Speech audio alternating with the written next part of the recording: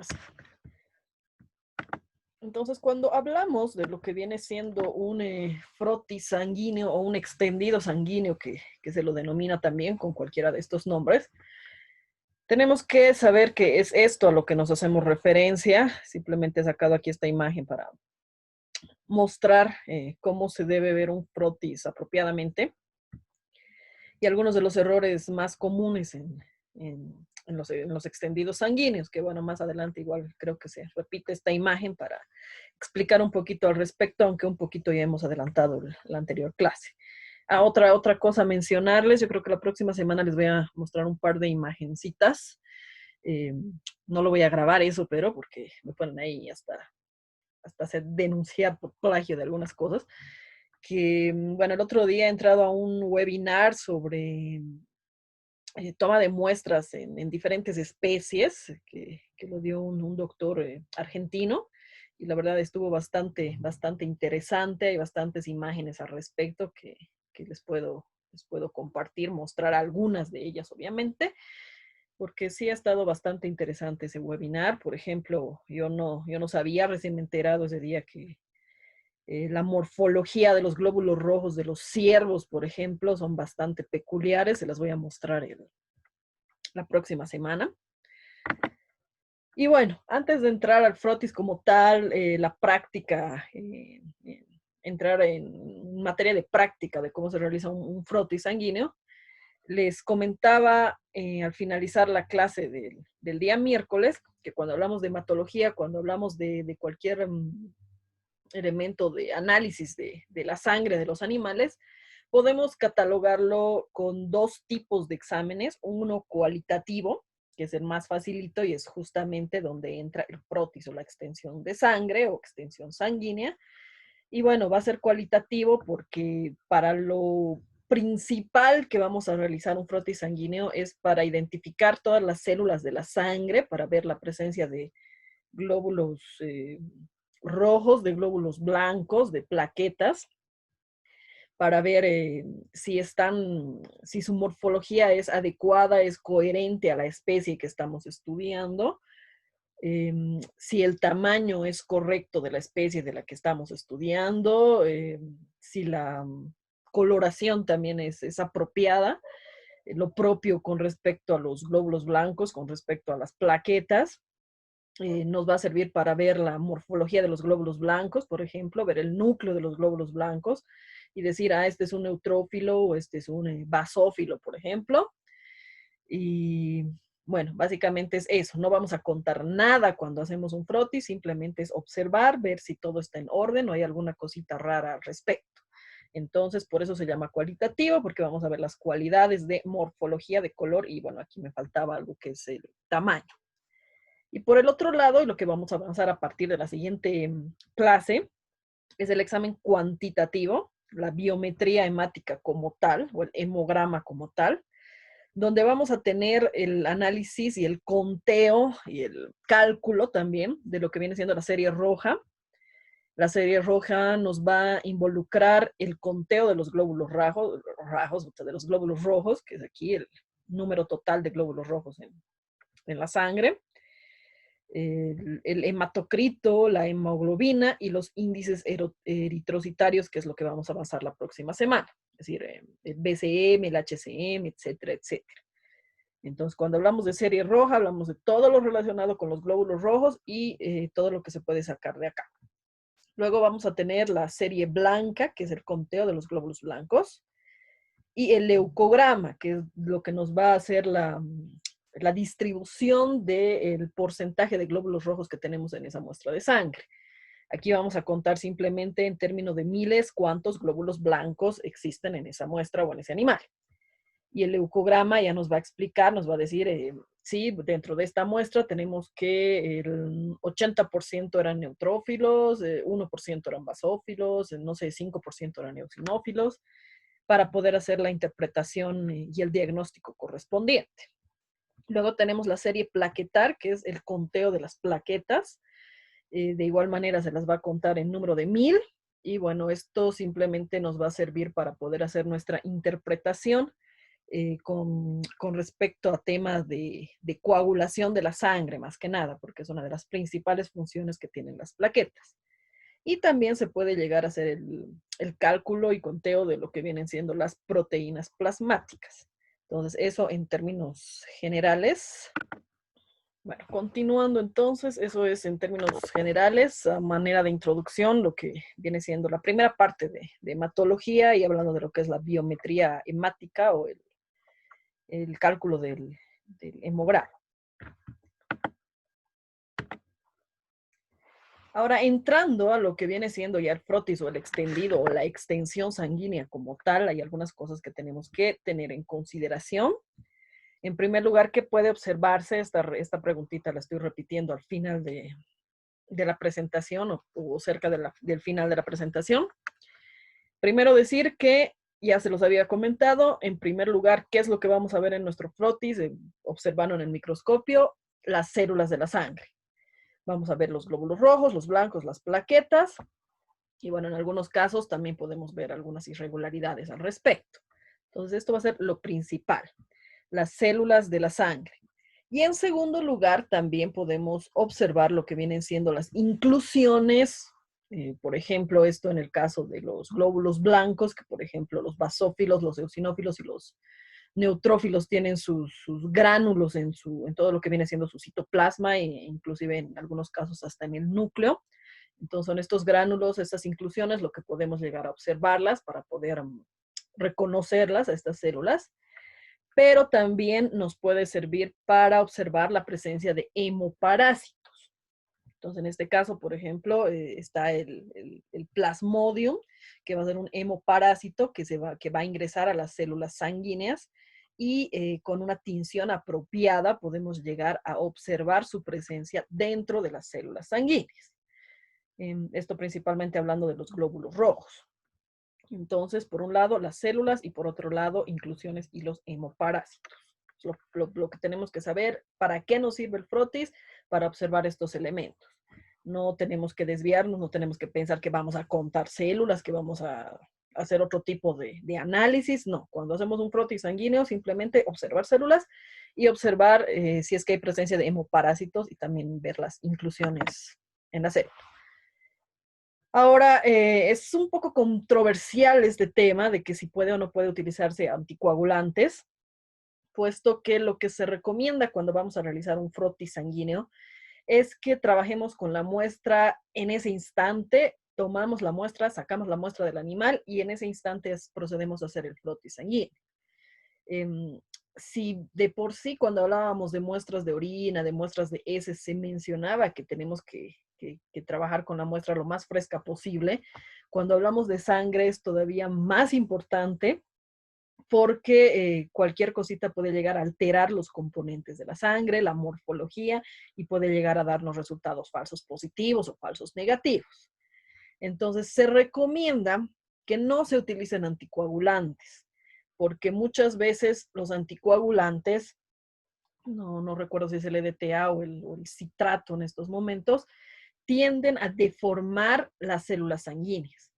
Entonces, si es que aplicamos estos anticoagulantes y llevamos al microscopio y vemos que un glóbulo rojo o una plaqueta o un glóbulo blanco está con un contorno irregular, podemos pensar que hay algo malo, pero puede ser que esto se deba a la presencia del anticoagulante.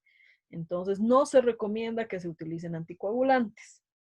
En casos muy extremos se debe utilizarlo. Y bueno, obviamente anotando, diciendo, bueno, hemos colocado tanta cantidad de EDTA, de citrato, de lo que corresponda, para que en nuestra interpretación de resultados no tengamos ningún error y digamos, bueno, esto puede ser debido al anticoagulante. Entonces, en resumen, no se recomienda que se utilicen anticoagulantes para realizar un frotis sanguíneo. Ahora, en segundo lugar, otra pregunta que es muy importante, que muchos pueden estar pensando, es que para hacer un frotis se necesita que el animal esté sin comida o sin bebida cierto número de horas antes de la toma de muestra. Cuando hablamos de un frotis sanguíneo para ver las células sanguíneas, E inclusive cuando estamos hablando del hemograma como tal, es decir, saber el número de glóbulos rojos, el número de glóbulos blancos, etcétera, etcétera, no tiene ninguna variación si ese perro ha comido sus croquetas media hora antes de que le tomemos la muestra de sangre o si no ha comido nada en absoluto. El ayuno no es relevante cuando vamos a hablar de hemograma o de biometría sanguínea, porque cualquier alimento no nos va a alterar el resultado ni un poco. Para química sanguínea sí es importante, sí es relevante y sí hay que tomarlo en consideración porque pueden verse alterados los niveles de bilirrubina, los niveles de colesterol, de proteínas, de otros elementos en sangre. Sin embargo, en estos casos, que el animal coma no va a hacer que un glóbulo rojo cambie de forma o que un glóbulo rojo tenga una coloración más leve. Entonces, no hay ningún problema, así que el ayuno en estos casos de la biometría, del hemograma, del frotis, no se toma en consideración. Si quieren hacerlo, bueno, ya puede ser porque, no sé, ustedes quieren por precaución, para evitar que no saquen resultados raros en el laboratorio de su perrito, pero les digo, el ayuno no es relevante cuando hablamos de frotis, cuando hablamos de biometría hemática o del análisis de hemograma, así que no es necesario. Ahora, ¿qué se necesita para poder hacer un frotis o un extendido sanguíneo? Obviamente necesitamos una muestra. En muchos casos se recomienda de que se opte por la vena yugular de cualquier especie, porque bueno, vamos a tener menos posibilidades de que esa sangre por algún procedimiento, taponamiento o cualquier problema pueda sufrir alguna modificación. Mientras que bueno, sabemos que la vena yugular va a ser bastante eh, ancha, bastante prominente, entonces bueno, podemos sacar con mayor facilidad la muestra que nosotros querramos. Es una sugerencia que dan algunos. Obviamente, si uno tiene todos los cuidados correspondientes para tomar la muestra de la vena cefálica, de la safena, de la auricular, lo que sea, bueno, si toma todas las medidas correspondientes, tampoco va a haber ningún problema. El problema nace cuando hay algún tipo de dificultad para extraer la muestra de sangre y podemos producir una hemólisis y esa muestra ya no nos va a servir para nada. Entonces, bueno, depende mucho de la técnica, de cómo estemos realizando. Ahora, un beneficio de realizar estas extensiones o estos frotis sanguíneos es que no se necesita mucha cantidad de sangre. Y mucho más, si ustedes ya son capísimos en hacer un extendido sanguíneo, solo van a necesitar una gotita de sangre para poder tener su frotis y poder observar todo lo que quieran. Entonces no se necesita mayor cantidad de sangre. Por eso aquí les colocaba, bueno, esto no lo recomiendo mucho porque en el momento de colocar la muestra en el portaobjetos se vuelve un poquito complicado. En algunos casos se dice que para hacer un frotis podemos utilizar estos tubos capilares, que son unos tubitos súper delgaditos, hacer una punción simplemente en la oreja o en algún lugar de este animal, colocar ese capilar ahí en donde está saliendo la sangre y simplemente esperar de que se llene este capilar en cuestión de segundos. Entonces, algunos recomiendan eso, una simple punción, agarrar el capilar, que se llene y con eso vamos a trabajar. Sin embargo, yo no lo recomiendo mucho porque he visto y he tenido experiencias de que es más complicadito muchas veces, especialmente en nuestro ambiente, como estamos en un clima frío, estamos bajo ciertas condiciones climáticas, muchas veces la sangre no coopera para que lo realicemos de esta manera. En climas cálidos sí es más sencillo poder trabajar con estos capilares y realizar el frotis sanguíneo. Entonces, bueno, necesitamos esa muestra de sangre. Ideal si la tienen en un tubito, porque de ahí van a poder ir sacando si es que quieren hacer más frotis y más frotis y más frotis y más frotis. Y obviamente muy importante tener portaobjetos, 2 portaobjetos mínimo. En algunos casos, algunas personas utilizan los cubreobjetos también. Les voy a mostrar, hay una imagen de una forma de realizar un extendido sanguíneo con solamente cubreobjetos, pero a mí no me gusta mucho, la verdad. Yo prefiero, es la vieja confiable y facilito de hacer, trabajar con los portaobjetos. Así que bueno, necesitamos muestra de sangre, necesitamos un par de portaobjetos. Otras cosas que necesitamos, esto ya depende de ustedes.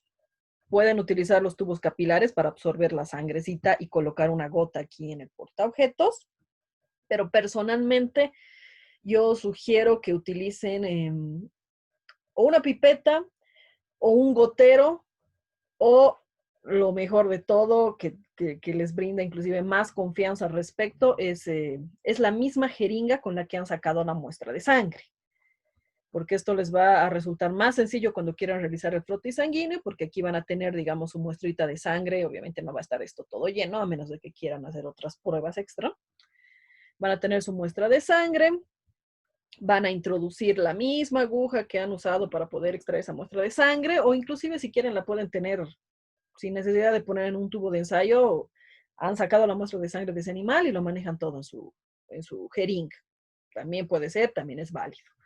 Entonces extraen con la jeringa y es más fácil controlar, colocar aquí la gotita correspondiente de sangre. Pero bueno, eso ya depende de cada quien, qué les resulta más cómodo, qué les resulta más sencillo, qué les resulta más práctico.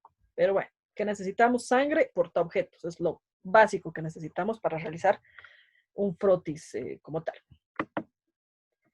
Algunas características muy importantes, tal vez hasta lo más importante cuando vayamos a realizar estos frotis o estas extensiones, es que si vamos a trabajar con los portaobjetos, tienen que estar completamente limpios, porque si tenemos aquí, por ejemplo, tengo unos portaobjetos súper rayados, súper mugrosos. Si tenemos portaobjetos sucios, por ejemplo, no nos va a ayudar a realizar nuestra extensión correspondiente. Así que tienen que estar completamente limpios. Si tienen nuevos, mejor, pueden utilizar los nuevos. Tienen que estar completamente libres de grasa. Asegúrense de que no están grasosos o que no están mal secados, por ejemplo, porque muchas veces los errores o las fallas que suceden en las extensiones sanguíneas se deben a que un portaobjetos estaba sucio o estaba lleno de grasa o estaba todavía mojado. Y por más de que hayan hecho la técnica más perfecta del mundo, ¿qué es lo que van a tener en su portaobjetos al final, en su frotis? Van a tener unas burbujitas aquí, burbujas por acá, burbujas, burbujas, y no les va a servir para nada. Entonces, libres de grasa, no tiene que tener rayones, no tiene que tener irregularidades. Esto especialmente hablándoles de lo que viene siendo ahorita vamos a ver con imágenes y un poquito más práctico, eh, pero no tiene que tener irregularidades en esta partecita del frotis, perdón, del portaobjetos. Perdón, me estoy aquí desviando. Porque si tenemos irregularidades aquí en este extremo de nuestro portaobjetos que vamos a utilizar para poder realizar el frotis como tal, nos va a salir todo un desastre. Entonces, siempre, por más de que hayan comprado, por más de que esos portaobjetos sean nuevitos, asegúrense que esta partecita de acá, tóquenla, asegúrense de que no está rasposo, de que está completamente liso, y es ese portaobjetos el que vamos a utilizar para poder realizar el frotis correspondiente. Entonces, no tiene que tener rayas, no tiene que tener irregularidades. Otra cosa que se recomienda es que si estamos trabajando con un portaobjetos ya, no sé, pongámosle la palabra reutilizado, podemos sumergir estos portaobjetos en alcohol al 95% y posteriormente secarlo, ya sea con un papel, con esos papeles de cocina o con una tela, pero bueno, asegurarnos de que quede completamente limpio. Entonces, puede ser papel o puede ser tela. Y lo que les decía, revisar siempre los bordes porque muchas veces los bordes nos van a llegar irregulares y eso nos va a arruinar el frotis como tal. Entonces, estas simplemente son algunas recomendaciones que se tienen que tener con respecto a los portaobjetos.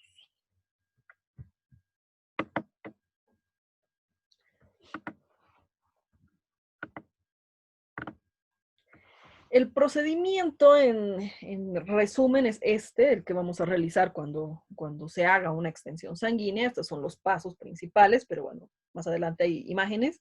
Si al final se puede ver el video perfecto, si no, igual les voy a mostrar un poquito también cómo se puede realizar. Y bueno, si tienen portaobjetos en sus casas, pueden estar practicando un poquito, aunque no sea con sangre, para un poquito perderle el miedo de lo que viene siendo la extensión como tal, que es la parte en que extiendes la sangre, es la parte donde se centra casi el 100% de las fallas de este tipo de pruebas. Entonces, en primer lugar, vamos a tener extraer la muestra de sangre.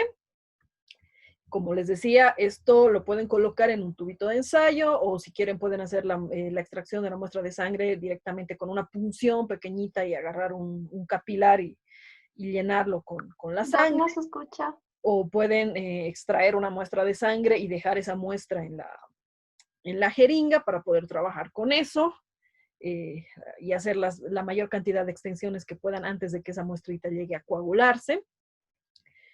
Esta es la segunda parte que es opcional, como les decía, o pueden colocarla en un tubo o pueden dejarla en la jeringa.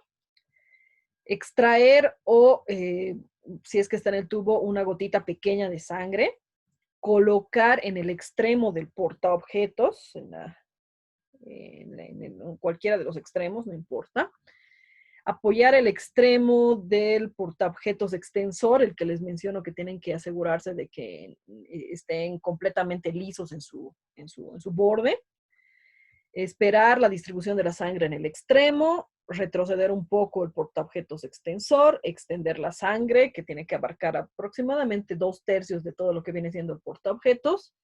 Pero bueno, ustedes con confianza y con fe nomás pónganle, no estén pensando, ay, sí, tiene que ser 2/3. No, es lo que se dice, ¿no? Que debería tener 2/3 la muestra, pero ustedes no se preocupen de eso. Y finalmente, esto es muy importante, secar rápidamente en el aire, es decir, que vamos a agarrar una vez que ya está nuestra muestrita, vamos a tratar de un poquito hacerle movimientos para que se seque con el aire. Y lo que sí se recomienda es que en ningún momento soplemos, ni le pongamos una estufa, ni le pongamos nada a esta muestra, porque vamos a alterar los resultados en ese momento. Entonces tenemos que procurar de que seque un poquito con el aire, hacer algunos movimientos y posteriormente realizar la tinción que se recomienda para observar un frotis sanguíneo y luego llevarlo al microscopio. El ángulo que se recomienda para poder hacer la extensión sanguínea, porque recuerden que vamos a tener aquí uno de nuestros portaobjetos, vamos a tener el que va a ser el extensor, y bueno, este es el ángulo que se recomienda, que sea de 45 grados aproximadamente. Obviamente no van a estar midiendo ahí, no van a poner su transportador ahí para decir, esto es 45 grados. Pero bueno, es lo que se recomienda al respecto. Esta es una imagen simplemente para ilustrarlo un poquito, pero ahorita lo vamos a detallar un poquito más al respecto. Colocar la gotita de sangre ahí en el extremo. El lugar donde coloquemos la gota de sangre va a depender mucho del tipo de portaobjetos que tengamos. Saben que, bueno, la mayoría de los portaobjetos hoy en día son de este tipo, de esos que tienen esta partecita más gruesa, que es justamente para anotar los datos de la muestra como tal. Pero hay otros portaobjetos que están completamente lisos. Entonces, dependiendo de eso, vamos a ver dónde colocamos la muestra o la gotita de sangre. Si estamos con un portaobjetos que es de este tipo, la gotita la vamos a poner en esta parte, a este nivel para poder hacer la extensión hacia el final. Pero si tenemos un portaobjetos que no tiene esta franjita, podemos colocar la gotita en este sector y realizar el frotis o la extensión como tal. Entonces va a depender mucho del tipo de portaobjetos con el que estemos trabajando, porque en ningún momento se recomienda que si tenemos estos portaobjetos que tienen esta franja acá, coloquemos la gota acá. ¿Por qué? Porque saben que esta parte es más espesa, entonces más gruesita, más, no sé cuál es la palabra que busco, más, más rugosa, podría decirse. Entonces no vamos a poder hacer la extensión. Entonces, esa recomendación. Si es ese tipo de portaobjetos, acá la gotita. Si no tiene esto, aquí la gotita. Entonces, colocamos la gota de sangre, apoyamos el otro portaobjetos, que recuerden, tiene que tener el borde completamente liso. Apoyamos, esperamos que la sangre se distribuya de extremo a extremo en este bordecito del portaobjetos. Retrocedemos un poquito y finalmente, con confianza y con fe, avanzamos y distribuimos y hacemos la extensión. Entonces, en eso es lo que viene el procedimiento para poder realizar un extendido sanguíneo. Pueden obviar este paso de retroceder. Realmente esta parte de retroceder para luego hacer la extensión es más que nada para ganar impulso o para ganar confianza en el momento de realizar la extensión sanguínea. Ese es el verdadero propósito que tiene. Porque muchas veces, por más de que hayamos realizado frotis toda la vida, ya llevemos 1.000.000 de frotis realizados, a veces agarramos el portaobjetos para poder hacer la extensión y puede ser que nos venga un pequeño temblorcito. Y bueno, si estamos con ese temblorcito y directamente lo extendemos, nuestro frotis va a salir mal. Entonces, muchas veces hacer ese retroceso nos sirve para que nuestra mano igual agarre un poquito de confianza, un poquito de seguridad y podamos tomar impulso para realizar el frotis correspondiente. Pero bueno, eso depende también de la persona que lo realice. La mayoría de las personas prefieren hacer ese retroceso para poder hacer el frotis. Yo prefiero hacer el retroceso antes de hacer el frotis. Pero otras personas prefieren directamente hacer su extensión y les sale bien. Entonces, eso va a depender de cada persona. Esta es otra imagen que muestra cómo se realiza como tal. Esto está un poquito más detallado, donde vamos a tener nuestro portaobjetos, que siempre tiene que estar apoyado en alguna estructura, en un mesón, en una mesa, en cualquier lugar. Nunca tiene que estar al aire. Yo simplemente les estoy mostrando aquí como ejemplo, pero siempre tiene que estar apoyado. Otra cosa importante es que aunque esté esto apoyado, quiero ver si esto se ve bien, aunque este portaobjetos esté apoyado en nuestro mesón, sí se recomienda que en esta parte sujetemos de los extremos, sujetemos de esta manera, porque si no, puede ser que estemos en un mesón bastante resbaladizo y hasta que estemos realizando nuestro frotis, esto se nos va a mover y se nos va a ir. Entonces, esto es simplemente para sujetar, para que se quede ahí, está aquí el mesón, nosotros sujetamos y con la otra mano estamos realizando la técnica correspondiente. Entonces, en primer lugar, colocamos el portaobjetos en alguna estructura, como les digo, mesón, mesa, lo que sea.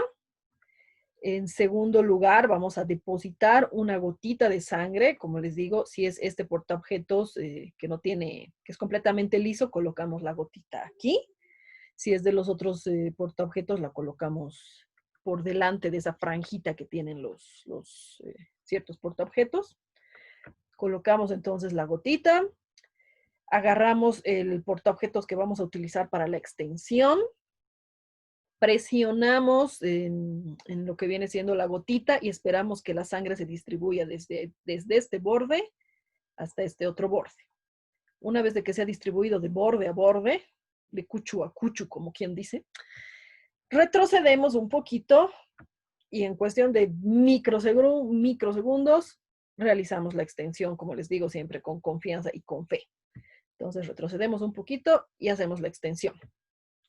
Hasta donde nos alcance la sangre, sin pensar, tenemos que parar aquí. No, ustedes agarren impulso y hasta donde se pueda realicen la extensión. No se preocupen de si se sale, si se queda hasta acá la extensión como tal. No se preocupen al respecto, porque si están pensando en eso, van a propiciar que haya un corte muy brusco al final de su frotis o de su extensión.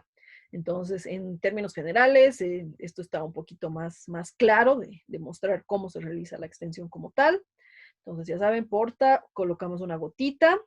La experiencia también ya les va a indicar qué tamaño de gota tienen que colocar ahí. Es con la experiencia que van a ver. Al principio puede que coloquen una gota muy grande y se van a dar cuenta que el tamaño de esa gota es muy grande. Entonces, la siguiente vez van a saber que tienen que colocar una gotita más chiquita. O puede ser que hayan colocado una gotita muy chiquita y